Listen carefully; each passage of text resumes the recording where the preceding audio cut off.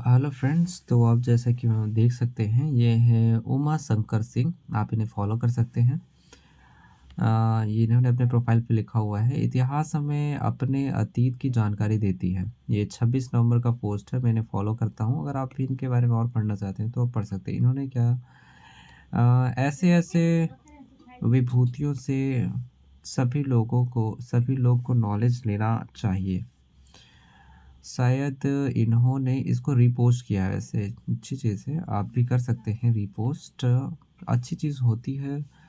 जो अच्छी लेख होते हैं उन्हें रीपोस्ट करने करना चाहिए अगर अच्छी चीज़ है तो। वैसे इन्होंने किया है, तो आप देख सकते हैं यहाँ पर। ये इसे जो लिखा है पोस्ट को, ये है राजेंद्र महात्रे।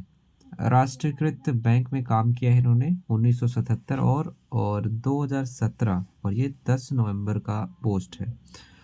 ये लिखते हैं कि अमिताभ बच्चन भले ही 82 साल के हो गए हैं, लेकिन वह अब भी काम कर रहे हैं। पत्रकारों के कई पन्ने देवानंद की पश्चात देह भाषा से भरे पड़े हैं।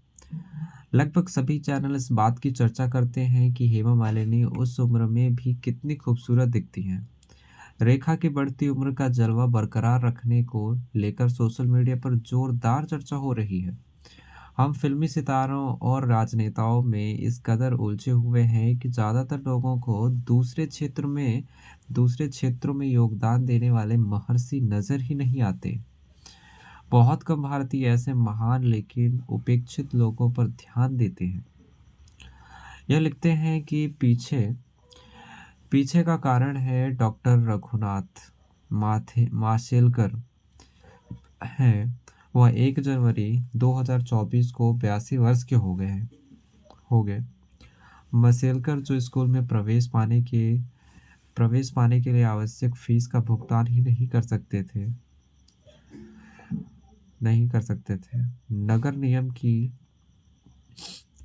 नियम की रोशनी में पढ़ाई की और बोर्ड में कक्षा 10वीं रैंक हासिल करके 11वीं कक्षा उत्तीर्ण की। 11वीं कक्षा तक नंगे पैर चलने वाला यह व्यक्ति न्यूटन द्वारा हस्ताक्षरित रजिस्टर पर हस्ताक्षर करने वाला महाराष्ट्रियन बन गया है। यह महान व्यक्ति 60 से अधिक पुस्तकों, 39 39 डॉक्टरेट, लगभग 28 पेटेंट और 265 शोध पत्रों आदि का मालिक है। देख सकते हैं जैसे कि ये व्यक्ति है वो। हमें तो ये कौन है ये मालूम ही नहीं है आखिर, और किसी को रुचि भी नहीं है देखा जाए तो। वैसे हालांकि इन्होंने लिखा नहीं है, मैं ऐसे ही कह रहा हूँ, ठीक है। मतलब मैं अपने विचार रख रहा हूँ कि यार देखो, ऐसी बात है कि अ, क्या कहूँ मैं अब, कि लोगों का इंटरेस्ट नहीं है, या फिर अगर दिखाया भी जाता है ऐसी बात नहीं कि है नहीं यार, है बिल्कुल। आप देख सकते हैं कि कितने लोगों ने अपलोड किया, हालांकि ये इनकी नहीं है। देखिए अपलोड, आप देख सकते हैं कितने लोगों ने अपलोड कर रखा है। तो अब इसमें क्या कह सकते हैं। हालांकि कहना तो बहुत कुछ है, पर ऑलरेडी लोगों ने कह रखा है। तो देखो यार, आज की ज़्यादातर लोग कौन है? ज़्यादातर लोग हमारे युवा है। पर युवा को छोड़ दिया जाए और ऐसे कितने लोग हैं जो उम्र दराज लोग हैं। 40 के लोग भी इतने नहीं होते, कम से कम 50 60 70 या 80 90 के लोग। ऐसे बहुत से कम लोग हैं जो अभी भी जो 50 60 70 या 90 की उम्र में होंगे, और उन लोगों की संख्या बड़ी कम है जो नॉलेजेबल चीज़ देखना चाहते हैं। उनकी संख्या बहुत कम है।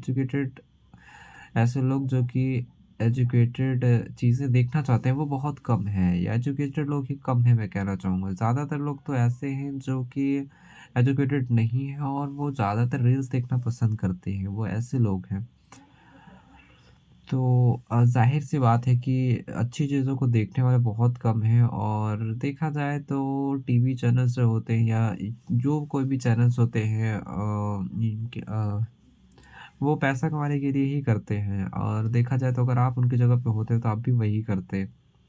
तो ये कहना बिल्कुल गलत है कि यार कि वो भी गलत करते हैं, वो भी सही कह रहे हैं क्योंकि वो ऐसे लोगों को अट्रैक्ट करते हैं जो देखना चाहते हैं और बिकॉज़ क्योंकि उन्हें पैसे मिलते हैं, अगर ऐसा रिवर्स हो जाता यानी कि उन्हें इसके पैसे नहीं मिलते, बल्कि वो उनका काम ही है टीआरपी आना और जाना बहुत ज़्यादा या कम होने की वजह से उन्हें पैसे नहीं मिलते, बल्कि उन्हें मिलते उनका एक फ़िक्स अमाउंट होता और टीआरपी से कोई लेना-देना नहीं होता, एड रेवेन्यू से कोई लेना-देना नहीं होता, तो बात अलग थी। मुझे तब लगता है कि इनकी बात बिल्कुल अलग होती, तब उस वक़्त मुझे नहीं लगता कि टीवी चैनल्स या कोई भी ऐसे जो रिपोर्टिंग करते हैं वो नहीं दिखाते या लोग नहीं पढ़ते।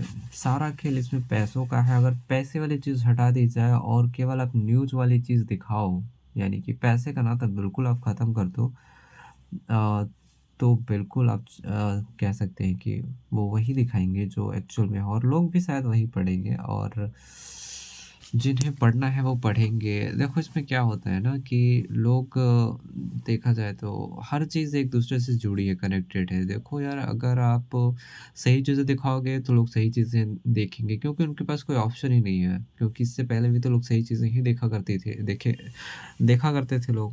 ऐसा तो नहीं है कि बहुत पहले से ही बहुत ही ऐसी चीज़ें देखा करते थे। अभी भी अगर कुछ अच्छी चीज़ें दिखाई जाए और रेगुलर दिखाया जाए ऐसा नहीं है, पैसा वाले सिस्टम अगर ख़त्म कर दिया जाए तो मुझे नहीं लगता कि ऐसा कुछ होगा। ये मेरा ओपिनियन है ख़ैर। तो ख़ैर हम आगे बढ़ते हैं। इन्होंने जो लिखा हम आगे बढ़ते हैं कि क्या लिखा है, ठीक है? तो ये लिखते हैं कि भारत का वह बेटा जिसने हल्दी और चावल हल्दी और चावल की पेटेंट लड़ाई जीती और भारत को पेटेंट में एक नई दिशा दी। वैज्ञानिक एवं औद्योगिक अनुसंधान नियम सीएसआईआर जो 28,000 विशेषज्ञों के साथ 40 प्रयोगशालाओं का संचालन करता है। बड़े आकार का एकमात्र संस्थान है जिसने सफलता और प्रसिद्धि हासिल की है। डॉक्टर माशेलकर इस संस्थान के पूर्व महासंचालक रह चुके हैं। माशेलकर जिन्होंने 23 साल की उम्र में केमिकल केमिकल इंजीनियरिंग में पीएचडी की पीएचडी की उपाधि प्राप्त की।